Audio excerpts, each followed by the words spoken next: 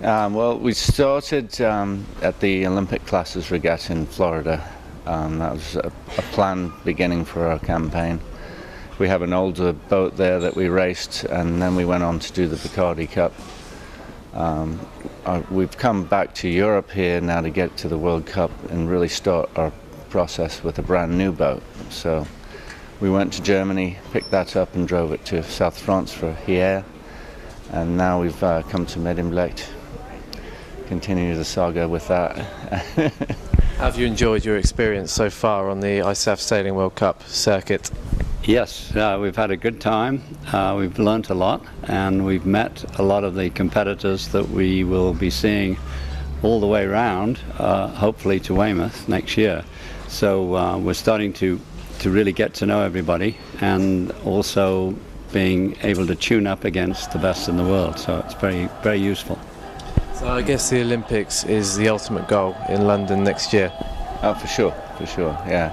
We've just, we've got this new boat, and we've really got a lot of work to do on getting her up to speed. So besides all the driving and learning how to logistically make everything work, we've got a pretty steep learning curve that we're going through. We feel confident though that we can get this boat going. We struggled a bit thus far, but we have a great coach with us. We've got a great boat, we've got the equipment, so now we've got to get to work, keep up the pace. And this won't be the first time you've sailed together at an Olympic Games, is it? No, that's right. We've sailed together 3 times in the Olympics. First one was in LA, in California, where we joined forces in the Star, and we stayed with that program through Barcelona and Korea, and we've been able to work together very nicely as a team. So it's nice to have father and son together on the boat, and as long as we've got the speed, we think we can make it to London. Do you enjoy sailing with your dad? Oh yeah, tremendously. I mean, we've done not only Star but all through the Caribbean, and since I was 9 years old, pretty much full time. Yeah. Hanging off at the side, or on the bow, or pulling on something. That's good. I understand, John, that this could be your 7th Olympic Games, and also believe that you went to the Winter Games. Yeah. Can you tell us more about that? Yes.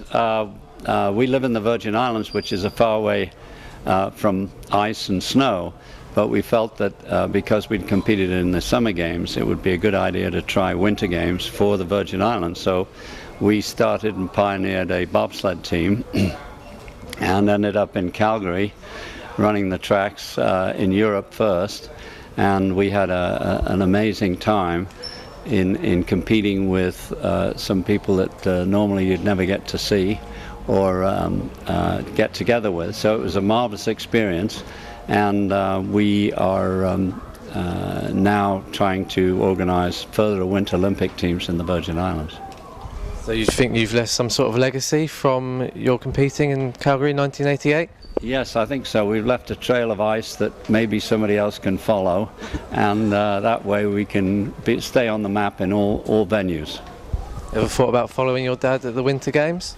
They had me on for alternate, and they sent me the pass to come and stand by, but I thought going 80 plus miles an hour down the track was something that I would definitely pass up at the time, but in hindsight, looking at it, it's a tremendous feat, and to be able to compete at that level in different categories, bobsled to sailing, etc., shows a very good athlete too, and the mental capacity to keep going. So hats off for sure. And where's next for you guys? Where are you heading after the Delta Lloyd Regatta? Well, we're off back to the Caribbean.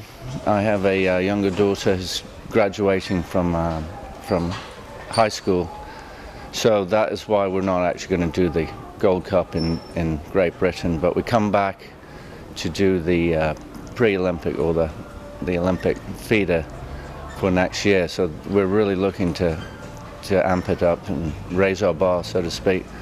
So we got to keep at it, keep working.